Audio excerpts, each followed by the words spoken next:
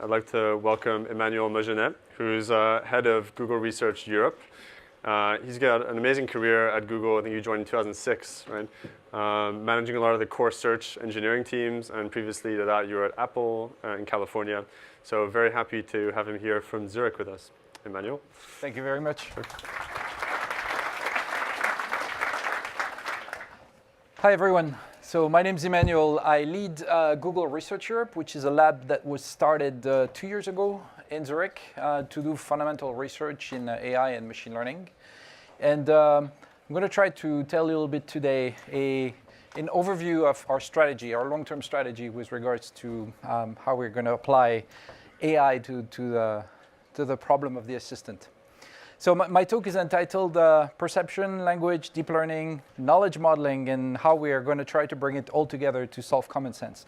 I would like to start by giving you a very brief historical overview of the problems that Google has been trying to solve in that space. This is Google's mission. You've probably all heard about this. Organize the world's information and make it universally accessible and useful. Turns out this mission has grown by leaps and bounds because of the amount of information available. And we believe that the only way we're going to be able to tackle it is by automating things and by using machine learning. So first, very brief historical perspective. Natural language understanding is essentially Google's core business, right? Since day one, people come to us, they ask us questions, and we try to answer them. And turns out this is actually a lot easier if you actually understand the question. We got away with answering these questions without truly understanding them for quite a while, using this neat trick called information retrieval, where we actually build the map between the question and the answer somewhere on the internet. So this was traditional web search. Like without delving into it, it's basically the notion that we construct a big index of the internet, and then when you give us keyword, we're going to use that index to sort of find the pages that contain these keywords efficiently. Then we're going to, using some magic sauce, we're going to rank them by order of relevance. This got us very, very far. It got us to the point where, building this map from question to answer on the internet, we got down to the point where we can actually identify the answer at the level not of a web page, but of a single paragraph on the web. Right? I invite you to grab your phone and say, why is the sky blue to Google. You will see that it will regurgitate a page on the internet that we are known, that is known to be authoritative on the topic. And then we'll basically carve out a little paragraph in that page that tries to provide an explanation. But the key thing here is we have the map of the territory, right? How to jump from question to answer. But true semantic understanding of the question, we're still not there. The first time in our history where we got close to starting to understand what truly the question means is when we launched the knowledge graph. And the knowledge graph, for those of you who are not aware of this, is basically, think of it as a giant database that helps you win a trivial pursuit, right? So it's a very, very large database that contains facts about the world. We know, the list of all countries in the world, for every country, the population of that country. So it's basically a giant grab bag of entities and their attributes. Whenever our users come to us and ask us something along the lines of, what is the population of Japan? What is the capital of England? We know how to answer these questions. They fit a certain pattern, which is something like, someone's talking about an entity and someone's asking about an attribute of this entity. All right.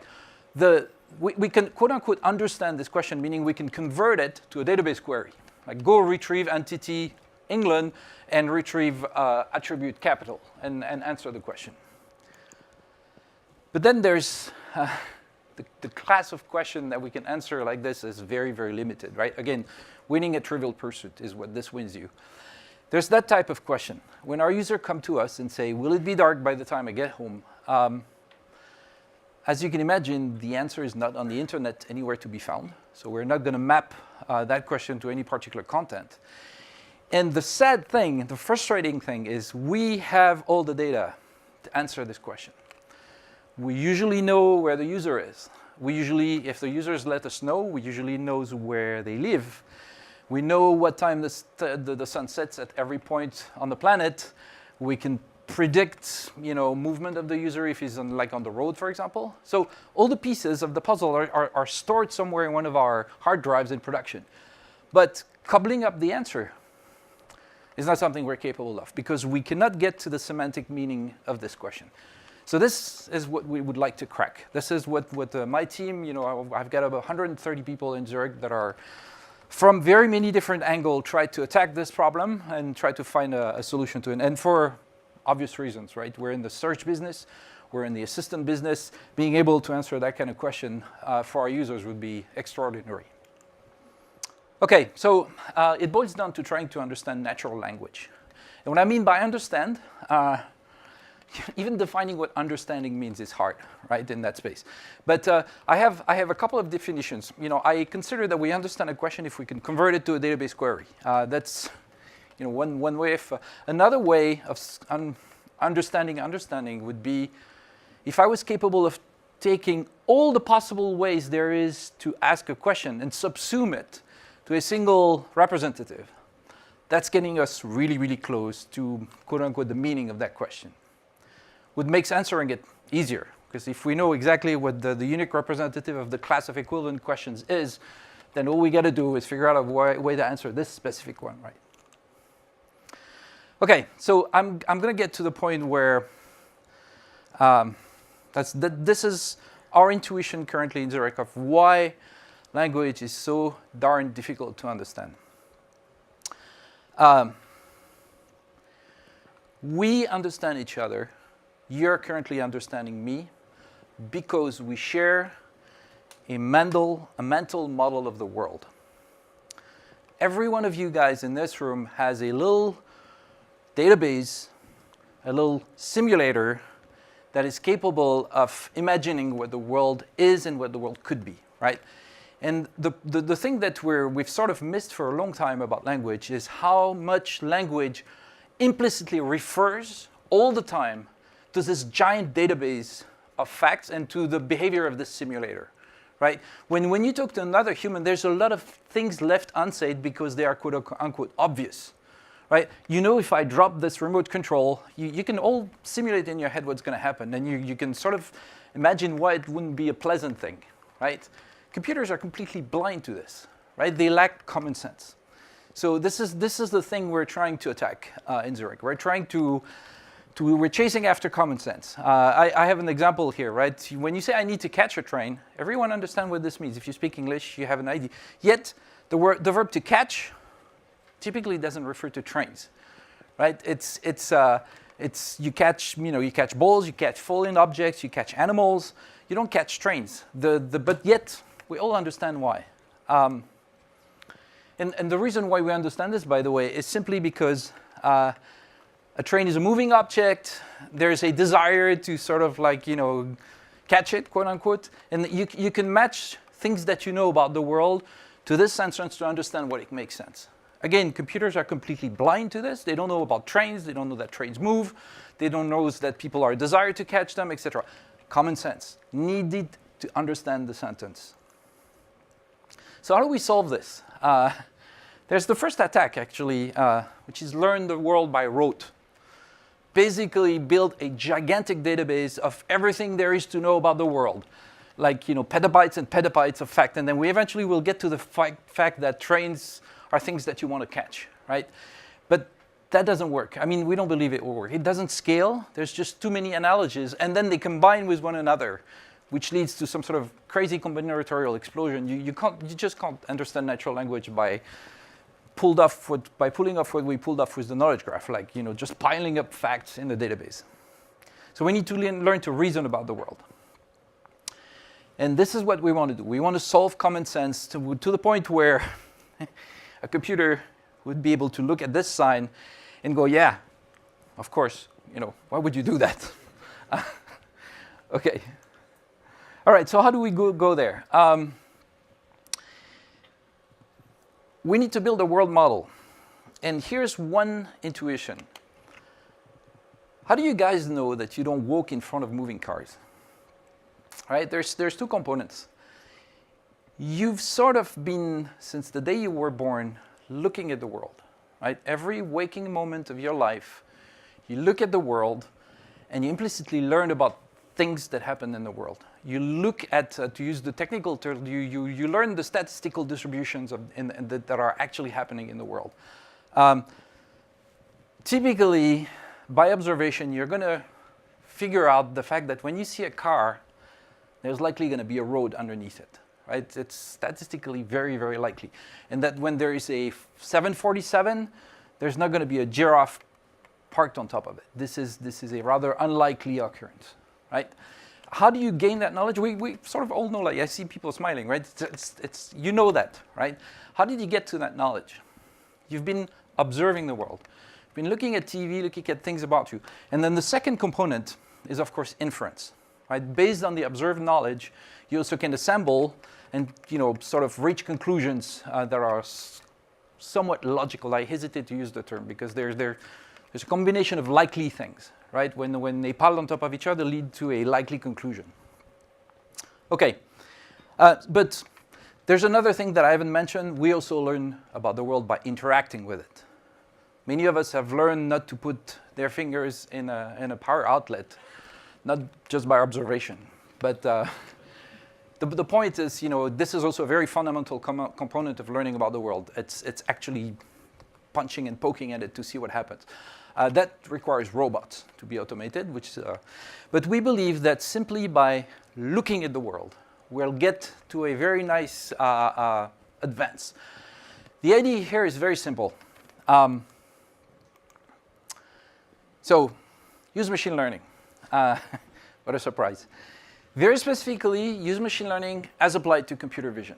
We have massive amounts of images of the world available for free on the internet. I invite you to do a very tiny bit of simple arithmetic, right? You're awake 10, 12 hours a day. Your brain absorbs pictures at, say, a rate of 10 frames per second. So how many frames do you absorb per day? Multiply this by the duration of your life. It'll give you an idea of how many pictures your brain has been exposed to throughout your life. I forgot the numbers. I think it's in the order of less than 1 billion, I think. The point is, the amount of images available on the internet are 2 or 3 order magnitudes larger than every image you will ever see in your life. So if we were capable of just taking that data set, pumping it through a computer vision stack that was capable of annotating it and do statistical aggregation over that very, very large set of data, what do we end up with? Well, we will discover that giraffes tend not to sit on top of 747, whereas cars tend to, in fact, be on top of roads. And they tend to co-occur first, right? They tend to appear in the same frame. And usually one is on top of the other, rather than the road being on top of the car, right? Just doing this, building a computer vision stack that's powerful enough to splice the world in its components, and hopefully their sort of quote-unquote relationship, is something that will get us to a very basic semantic understanding of a scene, aggregated at scale. We should get closer to this common sense database. We need lots of data, but we do have this. Tons of images, all the videos on YouTube. That's actually quite a lot of data. We need labeled data. That's harder. I mean, I suspect most people in the audience are machine learning folks, so you know the supervised versus supervised setting, semi-supervised setting, unsupervised setting. When you happen to chance on a supervised data set, a naturally labeled data set, your life is good. Everything works, no work to be done. Unlabeled data is harder. You actually have to use human to label it or figure out a way to label it automatically, which is unsupervised learning, and that's an area of research. I'm going to accelerate because I'm running out of time. So we need to push the boundaries of unsupervised machine learning in order to have a larger labeled data set of things that happen in the world. Remember what I said about inference? Being able to reason about the world? Nothing in the current machine learning space allows us to do this, right? And we have an actual project in Zurich who's trying to, quote unquote, revive traditional AI. And the idea here is to do traditional ontologies and traditional knowledge modeling and use machine learning to sort of flesh out this giant database, right? We believe that to solve common sense, we're not just going to need machine learning, we're not just going to need data, we're also going to need a scaffolding that allows us to think about what's going on, right? It's basically the simulator I was talking about. You know, how do these pieces interact with one another so we can predict what will happen and what's likely and what's logical in that world. Okay, so this is the big vision that we're trying to get to, and that my team is, trying to attack to. A solid computer vision stack that can parse the world and present, vaguely accurate semantic annotation of a picture, like the bottle is on the table and the dog is sleeping on the couch, that type of stuff. Something that's capable of doing unsupervised ML in a hierarchical fashion. Like, for all the unlabeled data that we have, use the tiny bits of labeled data that we have to sort of like try to patch the gaps.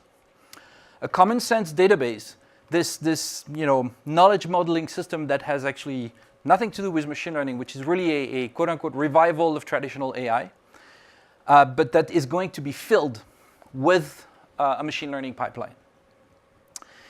And natural language understanding is not just an application of this, but it's supposed to feed back to it.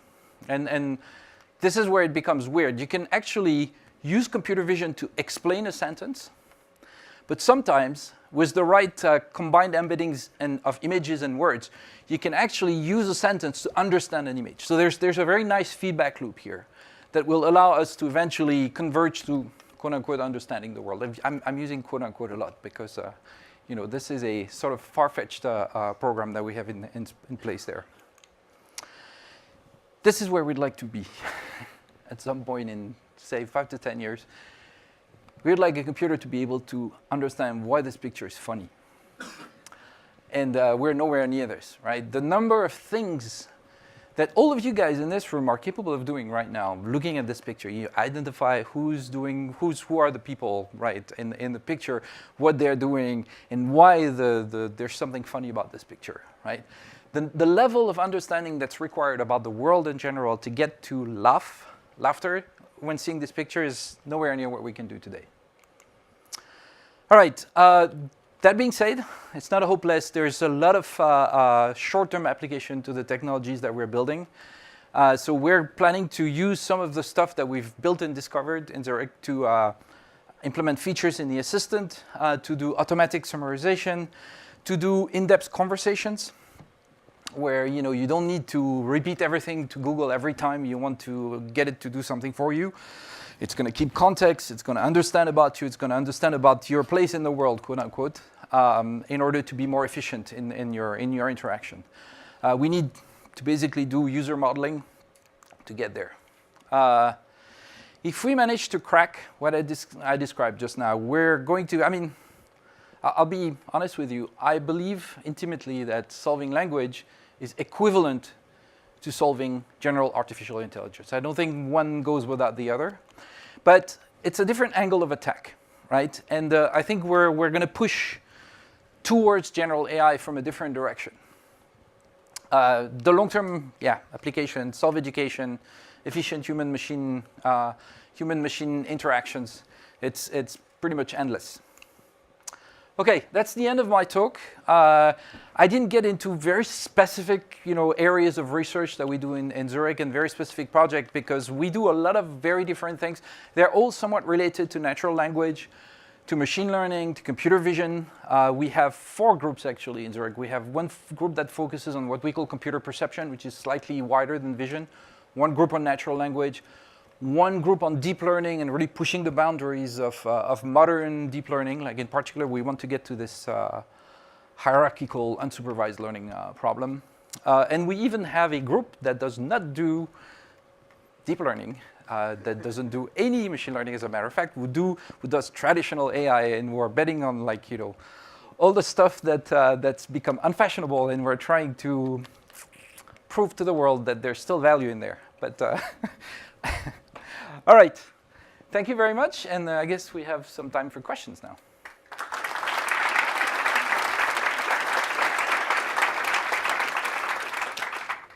A few questions for Emmanuel. We've got a few here. Is there a mic? Cool. Can't see.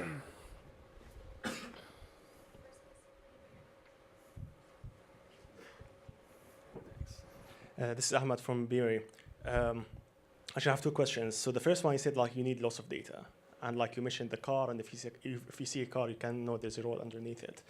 But what if you start having flying cars now?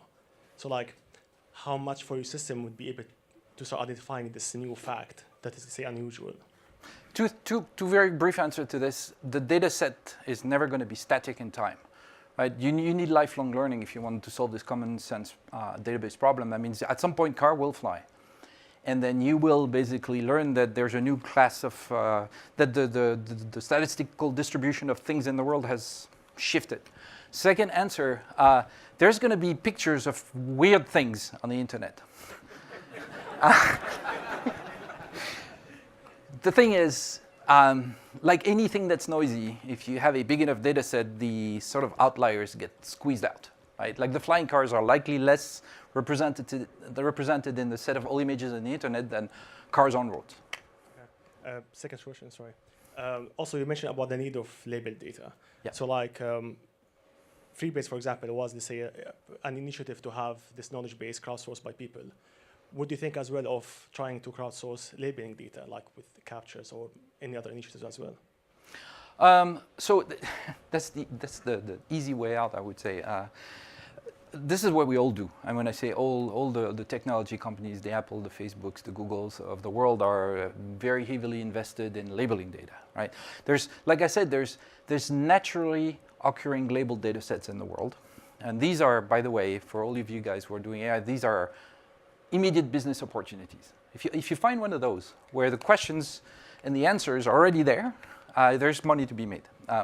But the problem of getting to unlabeled data to be labeled, you can use humans. You can armies of humans. It's actually cheaper than most people imagine to get an army of humans to take pictures and just label them or create boxes around objects. It gets expensive when you try to have object detour the objects, right? People detour the objects. But the game of crowdfunding, crowd labeling is something that people are heavily invested in. But I don't believe this is the way to go. The distribution changes over time. That means it's a never-ending fight. And second, we need to see 3 pictures of a cat and be told it's a cat to learn what a cat is.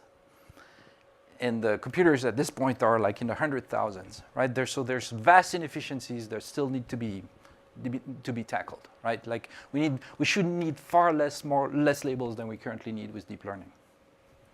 Right. Hello, Robin from Similar.ai. So just sorry, I can't see you. I'm over here on your right. All right, okay. You've been speaking about the need for, or currently a lot of people feel the need for labeled data. Currently, what humans see in terms of purely visual data is very limited compared to what's out there, or what a single human sees.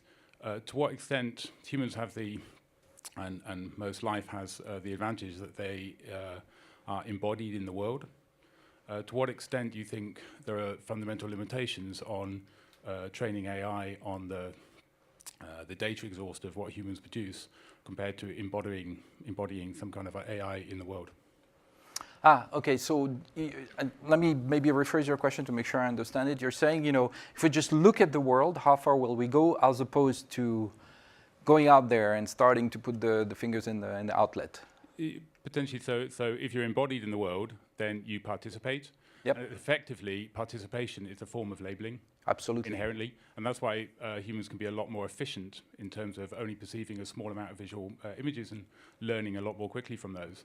Are there limitations in if you only observe and you never participate? Are there limitations in terms? Yes, and I mentioned this earlier. I absolutely believe that if we want to solve the problem completely, we're going to go and start poking in the world to really learn about it, right? But there's a low-hanging fruit. In the sense that if we just start by looking at images, we can actually start to learn things. But at some point we're going to, and we're already doing this. There's a team we have a local chapter of the Google Brain team in Zurich, and one of our sister team in Mountain View is actually starting to build robots. Right. At some point we're going to have to go out there and grab things and do things to figure out how it all works. But The low-hanging fruit is here to be seized now, and it's a lot easier to look at pictures, apply computer vision algorithms and software to it than it is to build robots that you let loose in the streets of London to learn how traffic works, say. All right. All right, cool. Thank you, Emmanuel. All right, thank you very much.